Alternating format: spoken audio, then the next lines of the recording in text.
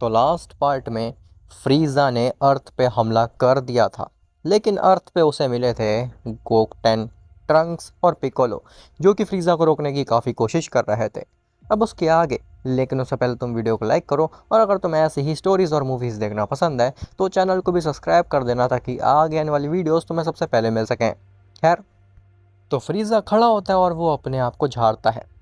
फ्रीज़ा कहता है, तुम्हें क्या लगा था कि मैं इतनी आसानी से मर जाऊंगा? मैं तुम्हारी एक बकवास सी स्पेशल बीम कैनन से मर जाऊंगा? हाँ, बिल्कुल भी नहीं। मैंने तो तुम्हें ज़्यादा अंडर एस्टिमेट कर दिया और अपने गार्ड को डाउन कर दिया था। वरना तुम्हें क्या लगता है कि मेरी ब्लैक फॉर्म इतनी ज़्यादा वीक है कि तुम मुझे इतनी आसानी से हरा दो, वो भी एक अपने स्पेशल बीम कैनन जैसी बकवास सी एबिलिटी से? ऐसा बिल्कुल भी नहीं हो सकता। ऐसा बोल करके फ्रीज़ा दोबारा से अपनी ब्लैक फॉर्म में ट्रांसफॉर्म हो जाता है। पिकोलो कहता है, क्या एक स्पेशल बीम कैनन काफ़ी नहीं थी इसको हराने के लिए? अब की बार मुझे अपनी स्पेशल बीम कैनन में पूरी एनर्जी लगानी पड़ेगी, तभी मैं इसे मार पाऊंगा, वरना फ्रीज़ा नहीं हारने वाला है इतनी आसानी से। तभी अचानक से फ्रीज़ा पिकोलो के मुंह के सामने आ जाता है और कहता है, अब तो देर हो गई पिकोलो, क्योंकि तुम तो मर चुके हो। पिकोलो जैसे ही नीचे देखता है तो फ्रीज़ा का हाथ उसके बॉडी के आर पार निकल चुका होता है। फ्रीज़ा ने इतनी ज़ोर का पंच मारा होता है पिकोलो को कि उसकी चेस्ट को चीरता हुआ फ्रीज़ा का हाथ निकल जाता है। फ्रीज़ा कहता है, bye bye, good night my friend, काफ़ी अच्छा लगा तुमसे फाइट करके। ऐसा बोल करके फ्रीज़ा अपना हाथ बाहर निकालता है और पिकोलो वहीं पे गिर जाता है। फ्रीज़ा कहता है, अब तुम दोनों बचे हो। बच्चों, तुम्हें क्या लगता है कि तुम्हारे अंकल मुझे नहीं हरा पाए तो तुम लोग हरा लोगे? मैं तो तुम्हें बड़ा कमज़ोर समझ रहा था, इसीलिए मैंने अपना गार्ड डाउन किया, वरना मैं तो तुम्हें एक बार में मार सकता हूँ। और वैसे भी अब तुम्हारा फ्यूजन कितनी देर तक ही टिकेगा? मैंने सुना था कि फ्यूजन डांस से किया गया फ्यूजन केवल 30 मिनट्स तक टिकता है, और उसमें से आधा टाइम तो तुम वेस्ट कर ही चुके हो।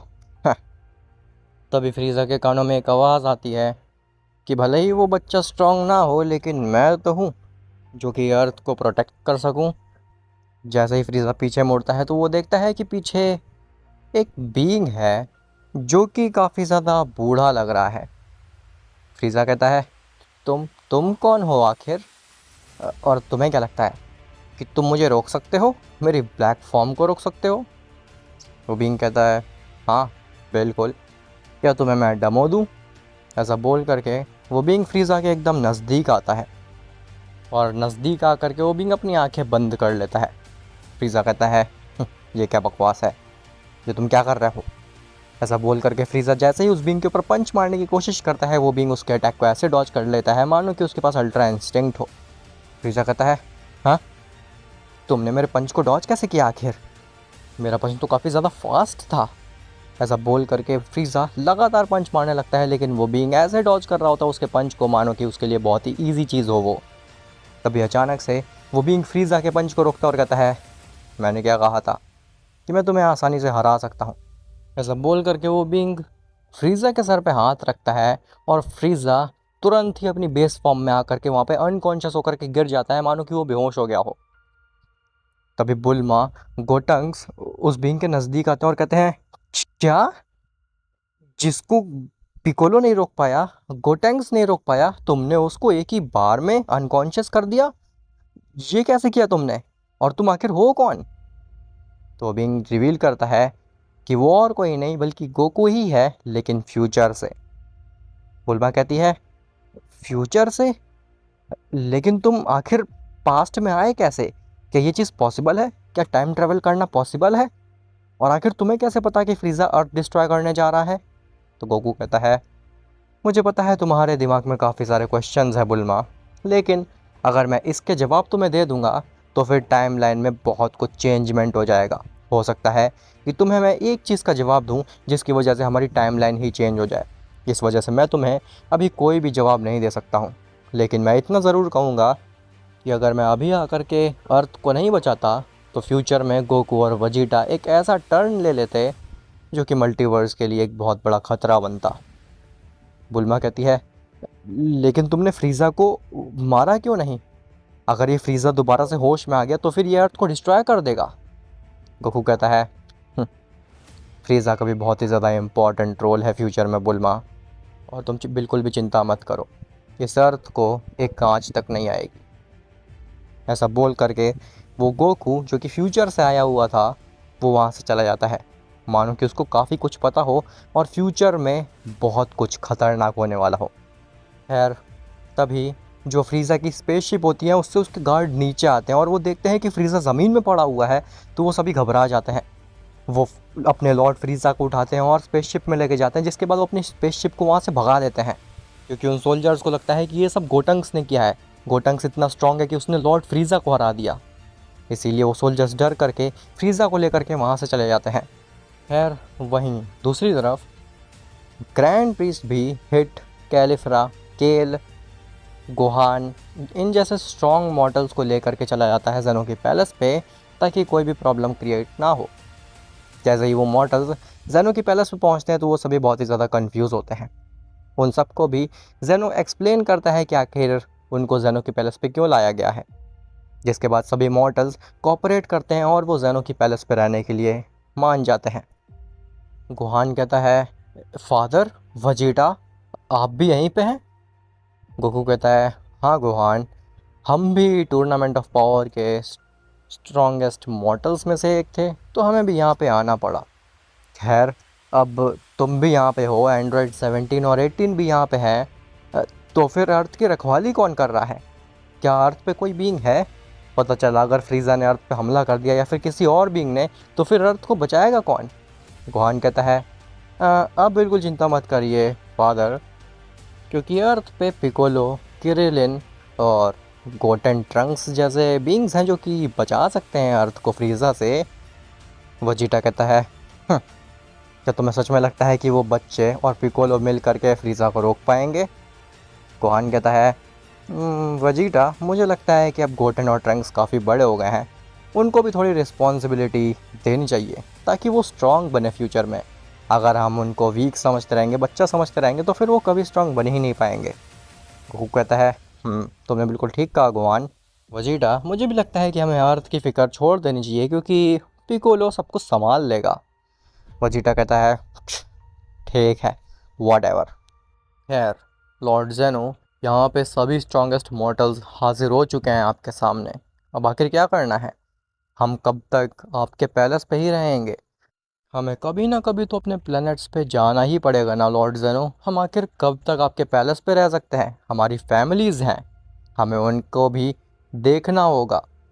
ज़ेनो कहता है, मुझे पता है वजीटा, लेकिन जब तक मैं और ग्रैंड प्रिस्ट मिल करके ये फिगर आउट नहीं कर लेते हैं कि आखिर हमारे मल्टीवर्स में कौन है वो बहरूपिया जो कि एक मॉर्टल या फिर गॉड बन करके फिर रहा है, जबकि वो एक डार्क सेलेस्टियल है, और जब तक हम तुम्हारे आउटफिट के बारे में कुछ फिगर आउट नहीं कर लेते हैं, तब तक हम तुम्हें यहाँ से नहीं जाने दे सकते मॉर्टल्स। इस बात को तुम्हें समझना होगा और तुम्हें हमें कोऑपरेट भी करना होगा, वरना कुछ भी हो सकता है इस मल्टीवर्स के साथ में। गोकू कहता है, इसमें तो फिर बहुत ही ज़्यादा समय लगने वाला है लॉर्ड ज़ेनो। ग्रैंड प्रिस्ट कहता है, उसकी चिंता बिल्कुल मत करो गोकू, मेरे पास एक आइडिया है जिससे कि हम तुरंत ही पता लगा सकते हैं कि आखिर वो कल्प्रिट है कौन, कौन डार्क सेलेस्टियल है जो कि हमारे मल्टीवर्स में एक बीइंग की तरह रह रहा है। ज़ेनो कहता है, ग्रैंड प्रिस्ट, क्या तुम्हारे दिमाग में कोई आइडिया आया है? ग्रैंड प्रिस्ट कहता है, जी लॉर्ड ज़ेनो, मेरे दिमाग में एक बहुत ही बेहतरीन आइडिया आया है जिससे कि हम उस कल्प्रिट के बारे में पता कर सकते हैं और गोकू वजीटा के सूट के बारे में भी पता कर सकते हैं कि आखिर ये सूट के बैकलॉग्स क्या हैं और गोकू वजीटा को ही ये क्यों मिले। खैर, वहीं दूसरी तरफ जैसे ही फ्रीज़ा को होश आता है तो वो देखता है कि वो अपने स्पेसशिप में है। फ्रीज़ा खड़ा होता है और कहता है, कहाँ हूँ मैं? आखिर अर्थ कहाँ पे है? क्या तुम लोगों ने मिल करके अर्थ को डिस्ट्रॉय कर डाला? और वो सब क्या हुआ था? क्या मैं कोई सपना देख रहा था? तो फ्रीज़ा के सोल्जर्स कहते हैं, लॉर्ड शांत रहिए, आप अर्थ पे बेहोश हो चुके थे फाइट करते करते, और हम आपको बेहोशी की हालत से उठा करके लाए थे और वहाँ से भाग गए। हमने अर्थ को डिस्ट्रॉय नहीं किया क्योंकि हमें लगा कि वो मॉर्टल्स हमें भी मार डालेंगे, इसीलिए हम आपको लेकर के अर्थ से काफ़ी ज़्यादा दूर आ गए। फ्रीज़ा कहता है, तुम बेवकूफ़ों ने इतनी बड़ी गलती की कैसे?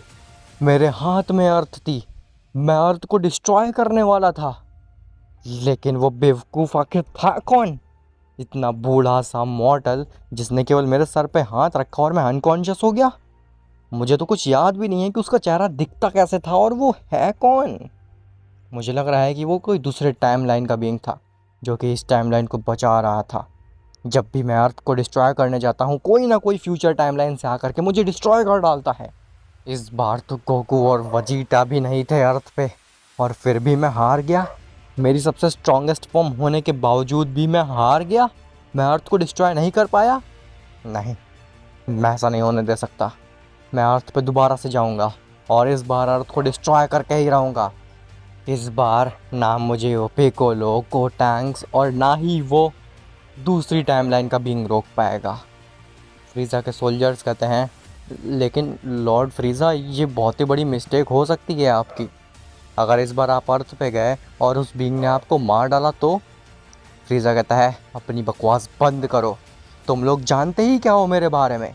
मेरी ब्लैक फॉर्म इतनी ज़्यादा स्ट्रांग है कि मैं तुम सबको एक चुटकी में हरा सकता हूँ और अर्थ के सभी मॉर्टल्स को एक बार में मार सकता हूँ। और तुम्हें लगता है कि मैं हार जाऊँगा? ये स्पेसशिप वापस से अर्थ की तरफ मोड़ो। मुझे दोबारा से अर्थ पे हमला करना है। जैसे ही फ्रीज़ा की शेप दोबारा से अर्थ की तरफ मुड़ती है तो उसके सामने वही बीइंग आ जाता है जो कि अननोन था, जिसने कि ये टिप दी थी कि अर्थ पे गोकू और वजीटा नहीं है। फ्रीज़ा के सोल्जर्स अपनी शिप को रोकते हैं। तभी फ्रीज़ा गुस्सा आ जाता है और कहता है, क्या हुआ? तुमने शिप को क्यों रोक दिया? जल्दी से अर्थ की तरफ चलो। तो फ्रीज़ा के सोल्जर्स कहते हैं, लॉर्ड, सामने वही बीइंग आया है जो कि आपको कुछ समय पहले मिला था। फ्रीज़ा कहता है, कौन? ऐसा बोल करके जैसे ही फ्रीज़ा सामने देखता है तो फ्रीज़ा को वही बीइंग दिखता है जिसने उसे टिप दी थी कि अर्थ में गोकू वजीटा है ही नहीं अर्थ को डिफेंड करने के लिए। फ्रीज़ा बाहर निकलता है और बाहर निकल करके फ्रीज़ा दोबारा से उस बीइंग के नज़दीक जाता है। वो बीइंग कहता है, क्यों, मैंने सही कहा था ना, अर्थ पे गोकू और वजीटा नहीं थे अर्थ को डिफेंड करने के लिए, लेकिन फिर भी तुम अर्थ को डिस्ट्रॉय नहीं कर पाए। ये तो शर्म की बात है फ्रीज़ा। फ्रीज़ा कहता है, अपनी बकवास बंद करो। तुम्हें आखिर कैसे पता था कि अर्थ पे गोकू वजीटा नहीं है? और आखिर वो बीइंग था कौन जिसने मुझे अनकॉन्शियस किया? तो वो बीइंग कहता है, मुझे तो काफ़ी कुछ पता है, लेकिन मैं वो चीज़ रिवील करूँगा समय आने के बाद ही। फ़िलहाल तुम्हें मेरा एक काम करना होगा, और अगर तुम मेरा वो काम करोगे तो फिर मैं तुम्हारे बदले में उस अर्थ को डिस्ट्रॉय कर दूंगा। फ्रीज़ा कहता है, मैं किसी का नौकर नहीं हूँ, मैं तुम्हारी बात क्यों ही मानूँ आखिर? तुम होते कौन हो मुझे ऑर्डर देने वाले?